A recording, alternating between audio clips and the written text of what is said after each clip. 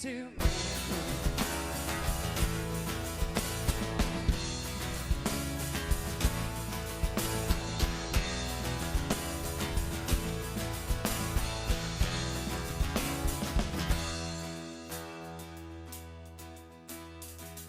Every day, I long deep inside of me. Every day, I long for what's plain to see. Every day, I long to be with you. Every day, I long for the truth.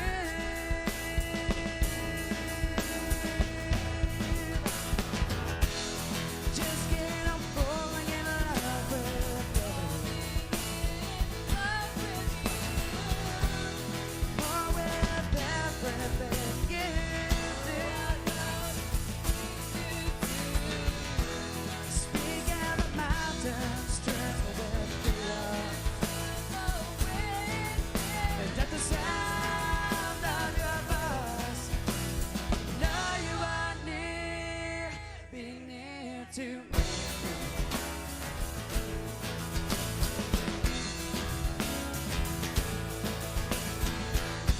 And the rain falls like tears, and most days I cry, but facing my fears, the truth I won't deny. Just can't help falling in love with you. Love with you. More than every little thing you do. Speak out of mountains, travel with you. And at the sound of your voice, know you are near. Just can't help falling in love with you. Love with you. More than every little thing you do. Speak out of mountains, travel with you. And at the sound of your voice, know you are near, be near to me.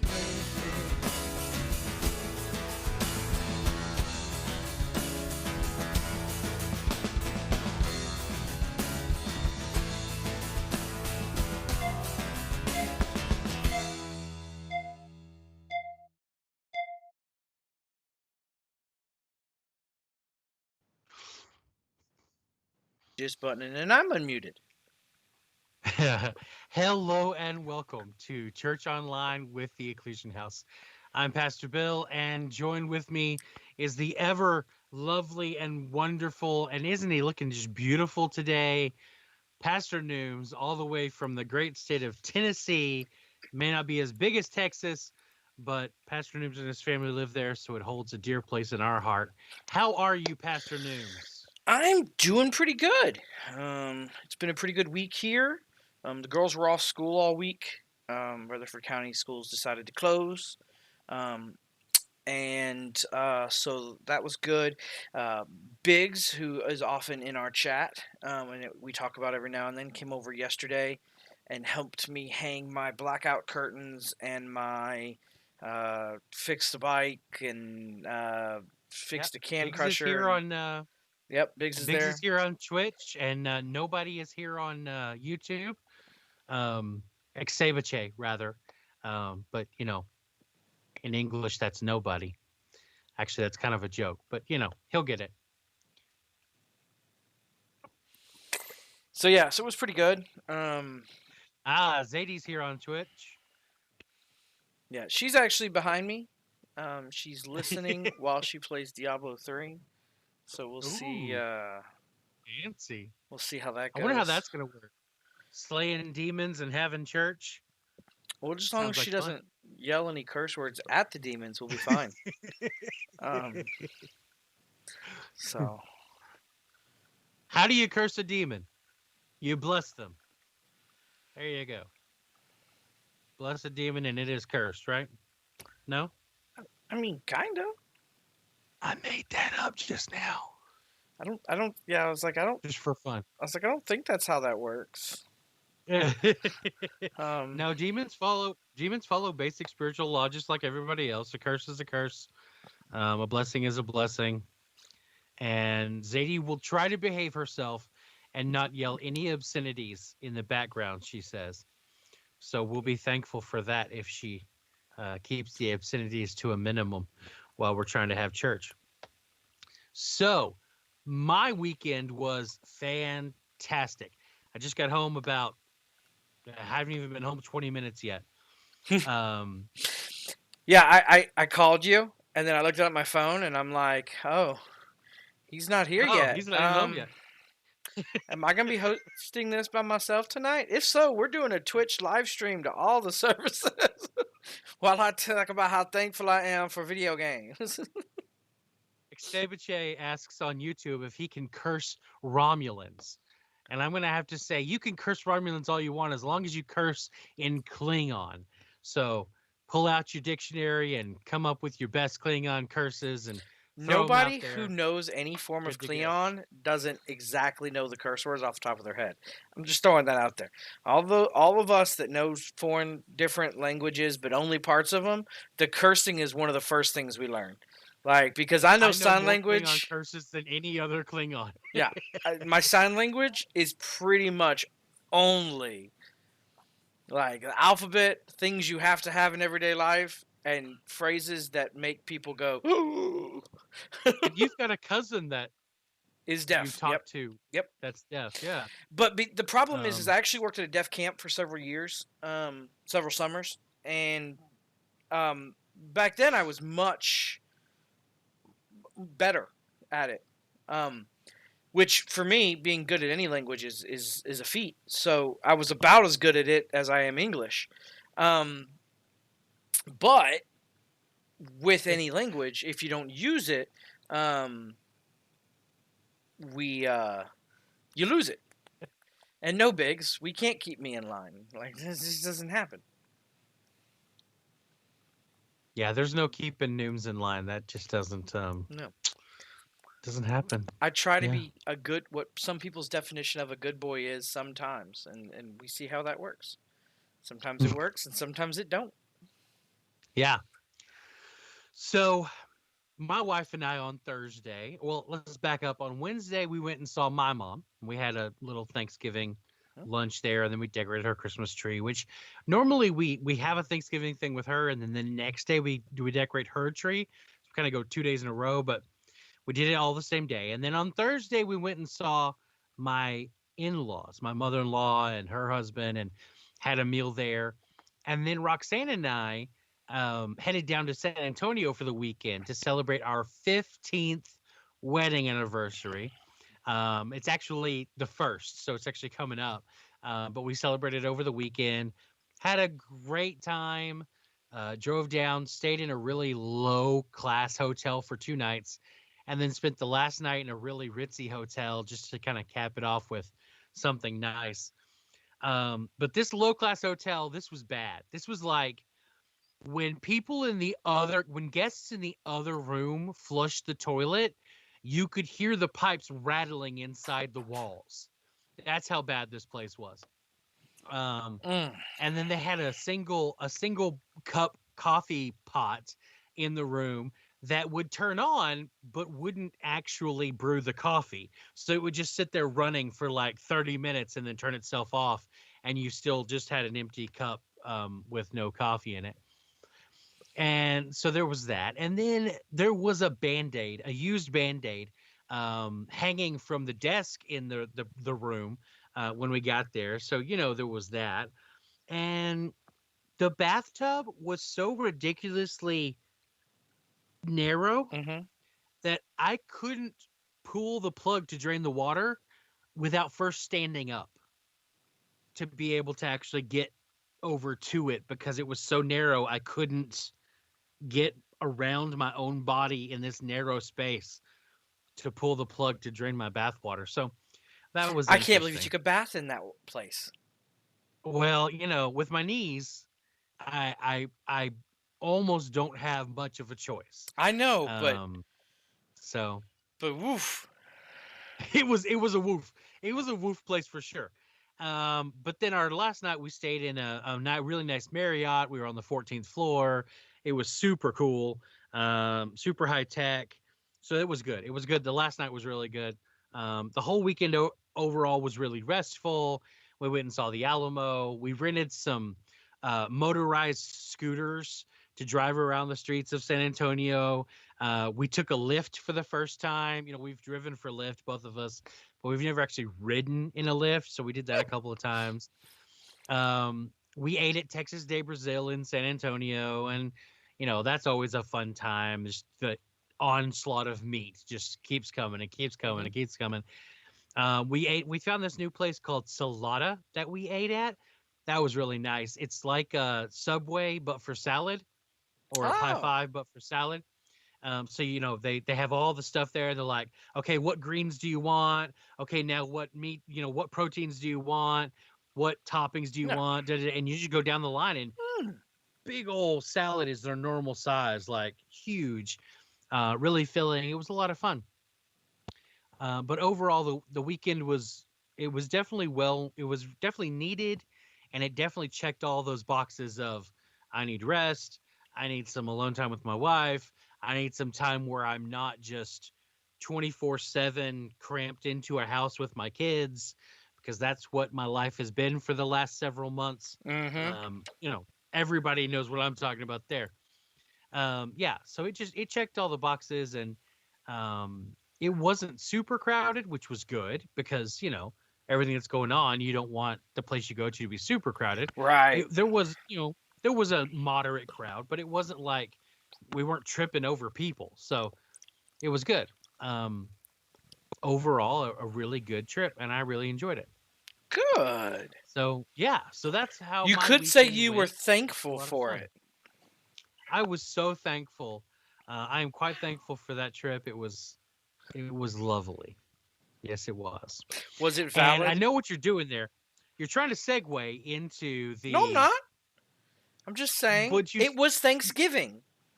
It was Thanksgiving. I'm not And this one to podcast was segue Thankfulness. into the podcast. Let's be. I mean, that's You're not. What? That's you. I'm usually the derailer, not the. You're the derailer. Well, actually, when we were meeting in person, my wife was the derailer. She's not here though, She so was it's my like job. a professional derailer when we were meeting She face to really face was. back in the day. Man, she was like, it was just straight up professional at it. But okay, so we're talking about thankfulness. No, we're talking about your trip And- to San Francisco. So I didn't go to San Francisco. to down there, Antonio. We did, but that was the whole trip. I just talked about the whole trip. How was your drive home? What else do you want me to say? The drive home was longer than I felt like it should have been. We ran into a couple of spots where we had to get detoured because of closed roads and because of accidents and things like that. So longer trip than it should have been. I should have been home like an hour earlier than I was. But, it is what it is. So, okay. So this week's episode was super short. And I wanted it to be super short because I wanted everyone to really focus on, just have laser focus on this one idea, this one, topic. And I didn't want to convolute anything. I wanted it to be listen to it and grab a hold of just the core concept of what I'm trying to say here. And then go enjoy your time with your immediate family, your family's immediate family, meaning in-laws or, whatever. And hopefully everyone stayed safe if they had, dinners with families and close family, extended family, and all that. But so recently we've been talking about the Great Commission, and we've been talking about sharing the gospel and friendship evangelism. And it seems natural that you would be able to, because of the existing relationship, share the gospel with the family that you grew up with and the friends that you already had that you grew up with. But unfortunately, just the opposite is true. Yeah. So going into the holiday season with Thanksgiving and all the different holidays that happen in December, forgive me if I miss any, but there's Kwanzaa and there's Hanukkah and there's Christmas and there's, I mean, I'm sure there's just holiday after holiday after holiday. With almost every religion has a holiday near around this time of the year Yeah. because of the days getting shorter and the nights getting longer and people coming together, really grouping together to hide from the darkness and really embracing each other led to the formations of lots of celebrations and holidays. And then you get things like Yule, where it's time to slaughter all the calves because, slaughter all the cattle because you can't feed them all winter and you've got to make them into meat. And then you're going to eat that meat all winter and, yada, yada, yada. It's different cultures have different reasons why they were celebrating. But most cultures, most religions all have this time of year where they celebrate something. And they're usually family oriented. They're usually coming together with people that are close to you, unless you celebrate Saturnalia, and then it's more about purging your internal demons onto your neighbors in the most violent way possible for one night of the year. So yeah, so I don't know who came up with that holiday, but that's cray. So, are you frozen? Because you're not moving.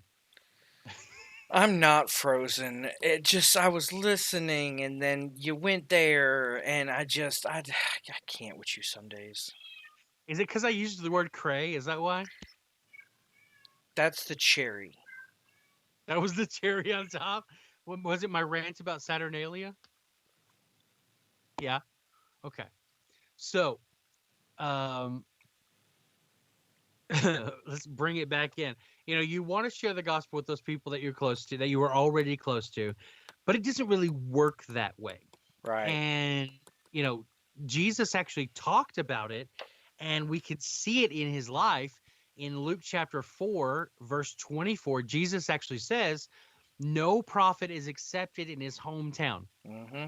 So Jesus is basically saying, I can do all this great stuff. I can go out and I can move on behalf of the Father, and I can do all these great miracles, but nobody's, the same status they have out in the world. They don't have that at home. Yep.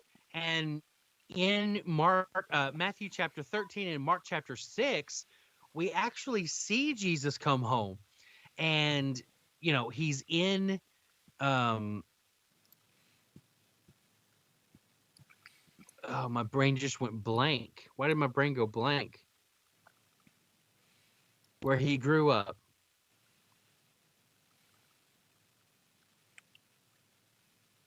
Anyway, he's back on the streets of where he grew up, and he goes to the synagogue. Well, he was born in Bethlehem, but he wasn't raised in Bethlehem. Nazareth. Mm-hmm. Yeah, Nazareth. So he goes back. He goes back home to Nazareth. Thank you for the assist there, Biggs.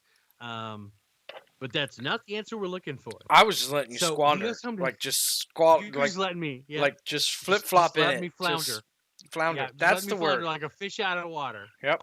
Thanks, man. No problem. So he goes home to Nazareth in Galilee, and it's obviously the Sabbath because he goes into the local temple, the local synagogue there, and it's his turn to preach. And why is it his turn to preach? Because he's been gone and he's come back. He's actually missed several rotations. And so coming back into his hometown, it's now his turn because it's been his turn for a while, but he's been off doing whatever. So he goes up to the front and he preaches all this wisdom. And this is not the time where he reads from the scroll of Isaiah. This is a different time. So this is a normal thing for him to go, and when he's at home, to go up to the podium and preach from the scroll. And in this particular instance, he's sharing all of this wisdom that an untrained carpenter by trade shouldn't have, right? So his father was a carpenter, so that means by trade, Jesus should be a carpenter, not a rabbi. He Right. should be out. And when we say carpenter, we don't specifically mean wood. Right. Wood was definitely part of it, but you want to think more like um, carving rock and making stone tables and preparing stones to be used in buildings. I mean, we're talking about some guys that are jacked. They could probably lift all of their friends, bench press the women in the local tavern. These are the carpenters. These are the Yeah. the bodybuilder types. It's not just woodworking. Yeah, it's not just woodwork. And they definitely didn't have the tools like we had today. You're talking about chisel and hammer is the the primary tools there. Are the chisel and hammer for doing the stonework and the woodwork and all of the things that a carpenter would have used. So they're saying, well, isn't this the carpenter's son? And isn't his mother Mary? Don't we know Mary? And don't we know his brothers? James, Joseph, Simon, and Judas? And aren't his sisters, aren't they all here with us too? So they're pointing out all these reasons why Jesus is a regular guy like one of them. Mm-hmm. We've got his brothers here. He has brothers. He has a mother. We know his brothers and sisters are still here. We've got James and Joseph and Simon and Judas. And interestingly enough, this particular scripture really makes Catholics mad. Not all Catholics, but Catholics who are staunchly trained in the strictest Catholic tradition. This verse goes against what the Catholic Church teaches. The Catholic Church teaches that Mary was a virgin, she had Jesus, and then she remained a virgin untouched by her husband for the rest of her life. However, this verse tells us that Mary went on to have 4 more boys and some girls. So unless they were all immaculate conceptions, that Catholic dogmatic belief is erroneous according to the book of Matthew in chapter 13. So then they're saying, well, where does he get all these things? He's a regular guy like us. So they get offended because Jesus comes home and he's like, hey guys, here's this wisdom and I've got all this wisdom to share with you. And they're going, whoa, I used to skip rocks with you down by the bay. I remember when we all went back to when we all went to Israel when you were 12 and you skipped out and your parents had to go back and find you because you disappeared. I remember the troubles that you caused them in that. I remember this. I remember that. I remember, the arguments that we had in the streets on this and that, and just all the regular things that a regular boy would go through. These are all the things that they're looking at Jesus going, who are you? What makes you think you can have this wisdom and talk to us like this? So this is what we face when we're trying to minister to people that grew up with us, people that watched us grow up, people that have known us for many, many, many, many, many, many years. So I know of a man that's in his 70s, late 70s, and he's got a following. He's pretty popular. I don't know him personally, but I know of the guy. And then I had another gentleman come up to me and told me, well, I know so-and-so who went to high school with that gentleman, and he told me I shouldn't trust him. And I looked back at him and I said, I really hope when I'm in my 70s, people don't judge me based off of who I was in high school. Yeah. Because I'm not that same person even now in my 30s. I'm not even close to who I was growing up. I'm a completely different person now. What? And that's a completely unfair judgment on someone to go, well, I knew them as a child or I knew them as a teenager. I watched them grow up. There's no way I would trust. That's a completely unfair judgment against someone. It is. Yeah. And I look at how I was in high school, and I'm like, please just don't even. We don't need to. No, we don't need to talk. We don't need to talk about the things I did in high school. I'm like, we good. Like, Yeah, we don't need to talk about that fat drag racing, drug smuggling no, we don't need to talk about any of it. teenager in Tennessee. Yeah, I don't need to talk about any of it. He says, "I don't know what you're talking about. I We're don't, not talking I don't about know that." what you're talking about. I'm fat All right. again, though. So- I did getting that back. I am fat, and I am in the same town. That's it. That's all I got. That's all I got. That's it. That's all. And So if this quarantine don't stop soon, I don't know. I can't diet in this thing. Anyway, that's beside the point. We're not going to talk about that. This is just ridiculous, though. it's too easy to snack, man. It just you're there, the food's there. It's hard to get active, and man, it's just difficult. But so Jesus is teaching in the synagogue, and Mm-hmm. they're getting offended. And then he does what apparently is his normal thing to do when he's done teaching. He goes out of the synagogue and he tries to do miracles. He tries to minister to the people. He lays hands on them, except he wasn't able to do any miracles. He was only able to lay hands on a few sick people, Mark tells us in Mark chapter 6, and heal them. So only a few sick people out of however many people are in Mhm. Nazareth at this point, And when Jesus shows up, the crowds show up because not everyone in Nazareth watched him grow up. Not Right. everyone in Nazareth knew him as a child. Yeah. There were people moving into Nazareth all the time. Nazareth was the slums. If you're living up in Jerusalem and you lose everything because some tax collector comes and demands everything you have, and now you're completely broke, you move to the slums. You move to Nazareth. Yeah. You move down to Nazareth and start over in the cheapest place that there is in all of Galilee, which is Nazareth. And so people were constantly flocking there. I've heard that it wasn't uncommon to find lepers there because, sometimes they couldn't get into the leper colonies, but they also couldn't live in Jerusalem, yada, yada, yada, yada. So Nazareth was a pretty dark place, lots of sick people there, and he couldn't do any miracles because they didn't believe. They didn't have faith, right? Mm-hmm. So they heard the stories of Jesus growing up.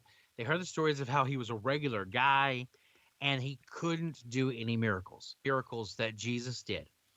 Now, if you go through the book of John, you're going to find several miracles laid out. First miracle, second miracle, third miracle, fourth miracle. And what John is doing there is he's highlighting all the miracles that were pre-prophesied that prove that Jesus is the Messiah they were expecting. Mhm. But you're not going to find an exhaustive list of miracles in the book of John, but you will find more instances of miracles in Matthew, Mark, and Luke. But when you go through and you look at all these miracles that Jesus did, most of the time it is attributed to the faith of the person Mhm. receiving the miracle. And Jesus will say things like, your faith made you whole. Yeah. Your faith healed you. Your faith has set you free. It wasn't about, most of the time, it wasn't about Jesus or what Jesus could do or even who Jesus was. It was about that point of contact where they had faith in God through Jesus, like we talked about several episodes ago, when we break that down on, well, what does it mean to say we have faith? We have faith in God through Jesus. It was that faith and that contact point of Jesus for that faith that worked those miracles, right? And even when there's instances of Jesus casting demons out of people, sometimes it's the faith of the Father, sometimes it's the faith of the Mother, and even sometimes the Bible will say things like a man brought his son to Jesus and told him he's been possessed by a demon for several years. He throws himself into the fire, da-da-da-da-da. And in this particular instance, Jesus doesn't even speak to a demon and call the demon out. Jesus commands him to be healed. Yeah. Because he's not demon possessed. he's just having seizures, Yeah. right? He's got a medical condition, and Jesus heals him. And that's one of those instances where, you know, Jesus actually does a miracle through the power of Jesus, through his own power. He heals this boy who the whole society around them had attributed to, oh, he's demon possessed. Oh, he's got a demon in him. He's paying for the sins of his father or his father's father or something because there's a demon in him. And Jesus is like, no, there's no demon there. He just needs to be healed. Yeah. And I think there's a lot of people could take a lesson from that today. Even today, we look at situations and people will say things like, demon of hypocrisy, I call you out of this person, or demon of seizures, I call, and I'm like, you do know you sound really ignorant right now, because there's not a demon for every malady. There are demons, but some things just need healing, right? Some things are just physical. Yeah, like depression. There's a lot of depression that is literally just a chemical imbalance, and with proper medication, those balances go back into check, and the depression goes away. And if you keep those chemicals in check, the depression stays away. Now, can you be depressed because of a demon? Sure. Should that be your go-to when you find out someone's depressed? Probably not. You should probably pray for wisdom and discernment and healing before you start trying to cast a demon out of someone that isn't demon possessed. What? That's how and on a side note, if you're trying to cast a demon out of someone and you've never done it before, and this is fresh ground for you, you probably shouldn't do that. You should probably find someone who knows what they're doing and take second chair and watch and learn and not get involved, because believe me, there are issues that happen in that. Go look up the 7 Sons of Sceva and check that out. And I can tell you personally of a situation of a 4-year-old girl who was demon possessed, who picked up and threw a 300-pound man across the room who tried to perform an exorcism on her, and it was his first go, and it did not go well for him. Several broken bones later, he gave up. So, that is not ground you want to go into. Yeah. That's where we're going to leave that. Yeah, we'll leave it. So, we'll leave that right there. Because we could go deeper, but we're not going to go deeper. We don't need to. In this video. We don't need to. That's not necessary. No. All right. So the idea that we want to stick to then for this whole holiday season, we find it in Colossians chapter 3, verses 12 through 15. And I'm going to say that again. And if you've got your Bible out and you want to look it up, whether it's on, a digital Bible or a physical Bible, whatever translation you prefer, Colossians chapter 3, verses 12 through 15. This is going to be your keystone passage for this whole holiday season when you're interacting with everyone around you, when you're acting with family.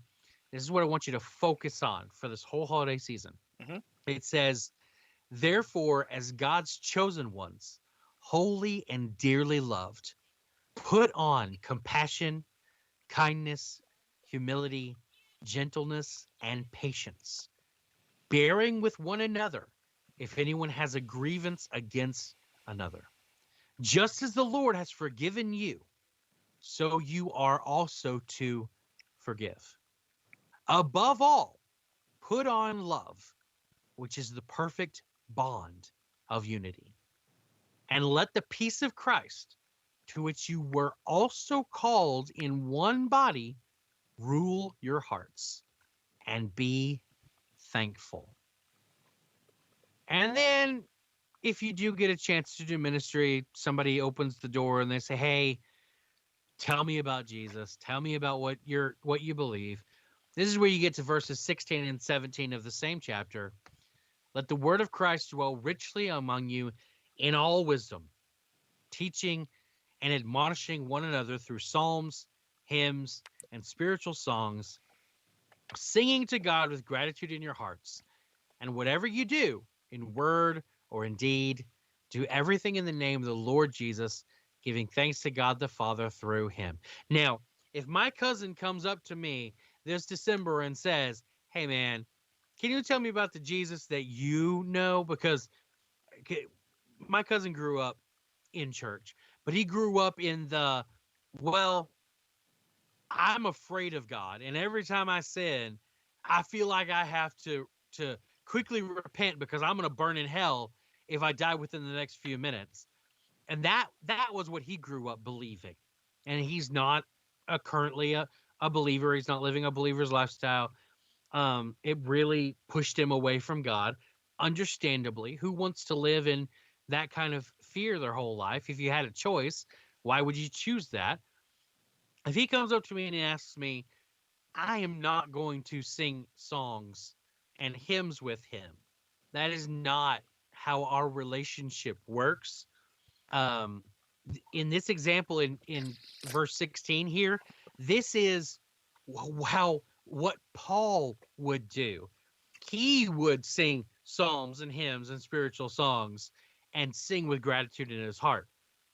But that is not what I'm going to do when I go to minister to my family. I'm going to share with them what God has done for me and why I am grateful and have this gratitude in my heart.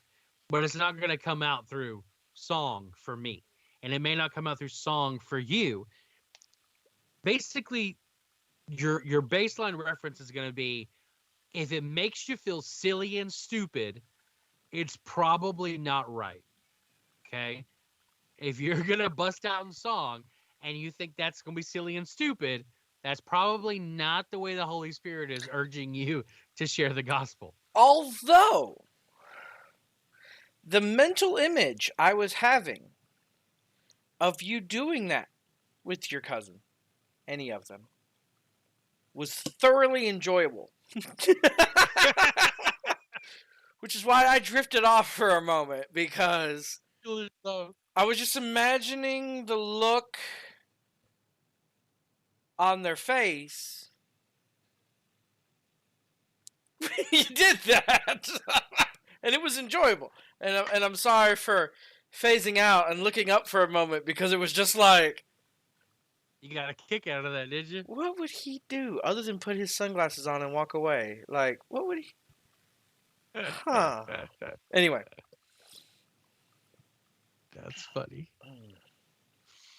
And I say he because Right. I can only think of one male cousin. I think it's the one I'm thinking of, probably, that you're speaking of. Well, I have two male cousins, an older one and a younger one. I only like but one the of older them. one, Sorry. the older one is currently loving the Lord, and his wife loves the Lord, and he is the director of scheduling for the worship teams at Gateway Church.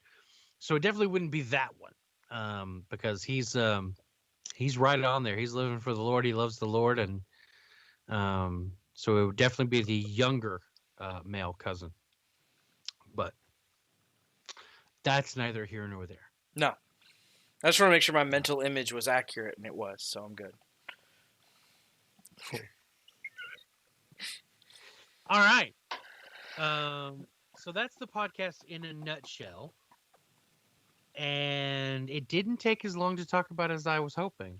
And you were right. You were like, I don't know what we're going to do tonight because there's not much there to talk about. And I was like, oh, I'm sure there's enough there. But well, I mean, it's the whole thing. It's not that there's not enough there. That's not what I mean when I say that. I mean, there's not a lot of back and forth that would happen from this type of like, there's some things that, we have little differences in our the way we were taught, or the way we are brought up, or the way we believe currently, or little differences in different things. And then there's sometimes where we don't, and it's just like it's kind of like in times when you feel led to just read. Here's the topic. This is what I want you to think about. Here's 8 minutes of me reading the Bible. I ain't got a lot to add to that. I was taught by a very wise man a very long time ago that speaks for itself most of the time. That you ain't got to add to it. There's a lot of times the Bible speaks for itself, and there's a lot of times where Which, if you're the reading a Bible makes passage, reference, where the Bible will make reference to itself, and we get to talk about, yeah, well, he's referencing this, yeah, and and so so that puts it in yeah, context, you know. and then there are other times where you're just like, and the only Yep. things that I think of is it's valid, and I can't say that no more because I got harassed too much during season 1 for saying it's valid. So here we are, season 3. You got raked over the coals in Yeah. season 1 for saying Yeah. it's valid. Just every week you were saying it was valid. What are you gonna add? And Valid. Yeah. here we are in episode 305-ish, and you're not allowed to say it's valid anymore. No. But I think it's really important. This is not 305-ish. This is, what is this? 200 and 102. No, this is 305-ish. Yeah. Okay. No, I mean, I definitely understand what you mean. Like we look at families, and we look at, you have to be the only way someone like myself too would have the opening of someone would be the conversation of, you seem real different, why? Like that's one of those openers. Yeah, I can speak to that. Now, because of the types of friendship evangelism I do, because of the types of people that I run with, because of the, my YouTube, my twitching, and my, blah, blah, blah, blah, blah, blah, blah. I don't look any different than I did back then.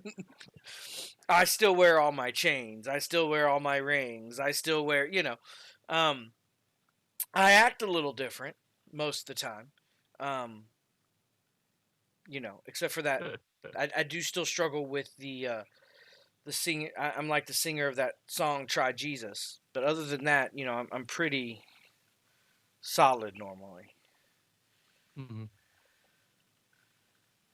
But you got to be careful because I throw hands.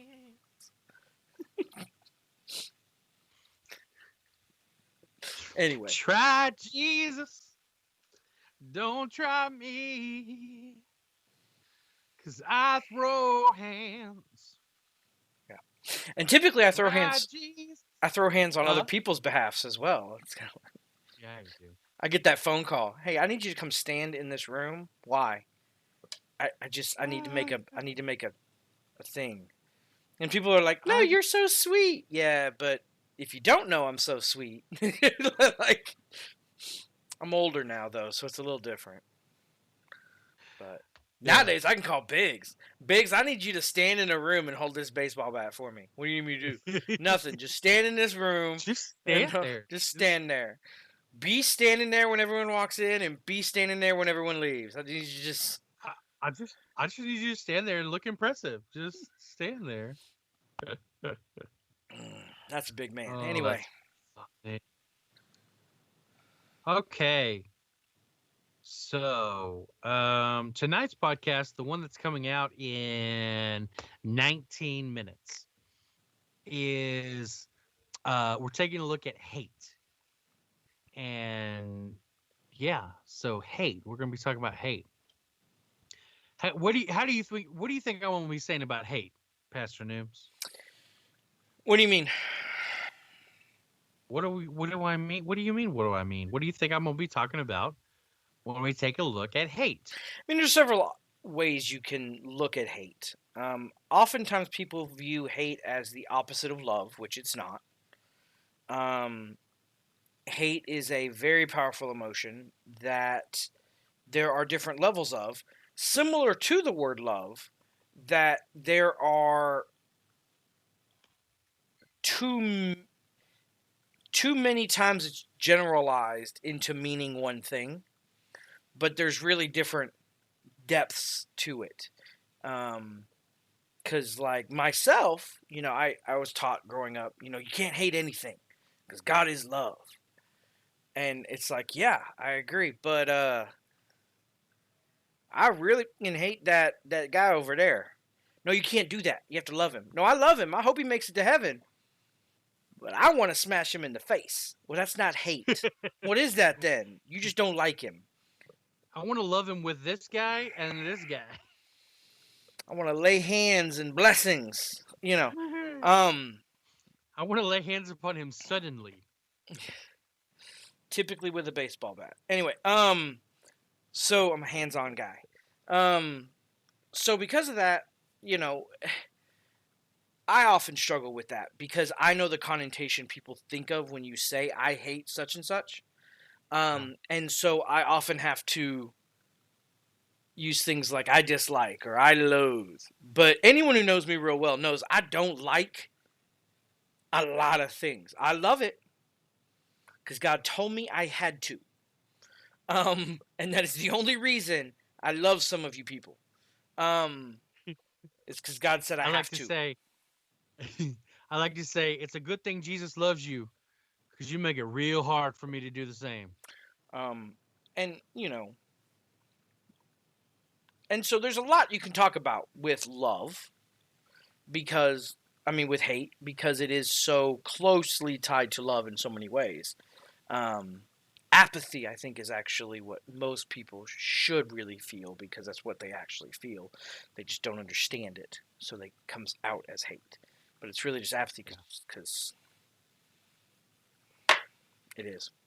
So there's a lot you could talk about, but I don't want to ruin the conversation for next time, because if we're going to talk about hate, I got some input normally. Because it's a skill I got. We should be able to talk next week, so it should be interesting next week. But listen, I'm going to go ahead and cut it short, 15 minutes short, because like I said, I've been driving all day. We already got through the podcast. I haven't had dinner yet. And I think we've hit all the things we need to hit. So I want to say, come back in 15 minutes or go check in 15 minutes for the new podcast. And I finally got the video stuff to start working again. So a video version will be coming out on Wednesday night. It hasn't for the last 2 weeks in a row because of some error with Restream. I don't even know what it means when it throws me that error, but it did it 2 weeks in a row. But this week it worked. So go check that out on Wednesday night at 7:30 p.m. anywhere that you're watching this now, and check out the new podcast tonight. I love you. Jesus loves you. Have a good week. Stay safe, guys. All right. So have a good one, guys. The 30-second buffer. 30-second buffer. 30-second buffer. 30-second buffer. We're almost out the thing. When it will end. 30-second buffer. 30-second buffer. 30-second buffer. Is it over yet? No. 30-second buffer. 30-second buffer. Okay, bye. 30-second buffer. Okay, bye.